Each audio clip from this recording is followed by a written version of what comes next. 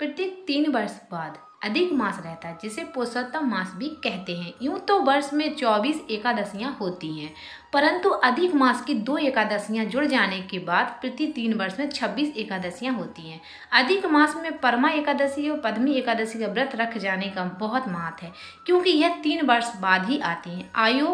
आयो जानते हैं इन दोनों एकादशियों की पौराणिक कथा। यह त्रेता युग की बात है कि राजा वृत्रवीर्य की कई रानियां थीं, परंतु उन्हें पुत्र रत्न की प्राप्ति नहीं हो रही थी। संतानहीन होने के कारण राजा और रानियां बहुत दुखी रहते थे। फिर एक दिन संतान की कामना से राजा अपनी रानियों के साथ जंगल में तपस्या करने निकल गए। कहते हैं तपस्या करने से राजा की हड्डियां ही शेष रह गईं, परंतु तपस्या का कोई परिणाम नहीं निकला। तब रानी ने अनसुईया माँ से इसका उपाय पूछा। माता अनसुईया ने रानियों से अधिक मास में शुक्ल पक्ष की एकादशी का व्रत करने के लिए कहा। रानी ने पद्मी एकादशी का व्रत रखा। व्रत की समाप्ति पर भगवान प्रकट हुए और वरदान मांगने के लिए कहा। रानी ने भगवान से कहा कि हे प्रभु, यदि आप मुझ पर प्रसन्न हैं तो मेरे बदले मेरे पति को वरदान दीजिए।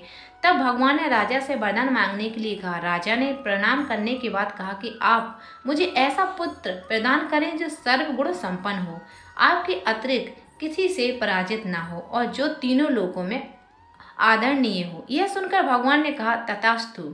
कुछ समय पश्चात रानी ने एक पुत्र को जन्म दिया जो कार्तवीर्य अर्जुन के नाम से जाना गया। कलंदर में यह बालक अत्यंत पराक्रमी राजा हुआ, जिसने रावण को भी बंदी बना लिया था।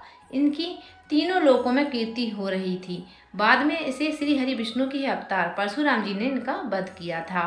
परमा एकादशी व्रत कथा। पुरातन काल में कपिल नगर में सुमेधा नामक एक ब्राह्मण रहता था। उसकी स्त्री का नाम पवित्रता था, जो नाम के अनुरूप ही सती और साध्वी थी, परंतु दोनों ही बहुत ही गरीब थे। हालांकि वे बहुत ही धार्मिक प्रवृत्ति के थे और सदा अतिथियों की सेवा में तत्पर रहते। एक दिन निर्धनता से दुखी होकर ब्राह्मण ने दूर देश में जाने का विचार किया, परंतु उसकी पत्नी कहा, स्वामी, धन और संतान पूर्व जन्म के दान और पुण्य से ही प्राप्त होते, अतः इस बात की चिंता न करें और सभी प्रभु पर छोड़ दें। फिर एक दिन महर्षि कौटिल्य उनके घर में पधारे। दोनों ब्राह्मण दंपति ने यथाशक्ति तन मन से उनकी सेवा की।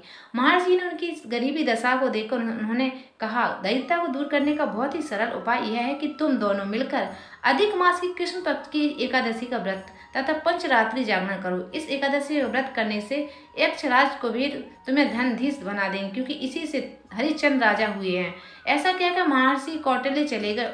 उसके बाद सुमेधा उनकी पत्नी पवित्रता ने यह व्रत विधिवत रूप से किया। इसके बाद प्रातःकाल कहीं से एक राजकुमार अक्ष पर चढ़कर आया और उसने इन दोनों धर्मपरायण पति दंपति को देखा। उन्होंने उसे बड़ा दया आई और उसने दोनों को सर्व साधन संपन्न, सर्व सुख समृद्धि युक्त करके अच्छा भवन रखने को दिया। इस तरह दोनों की सभी दुख दूर हो गए।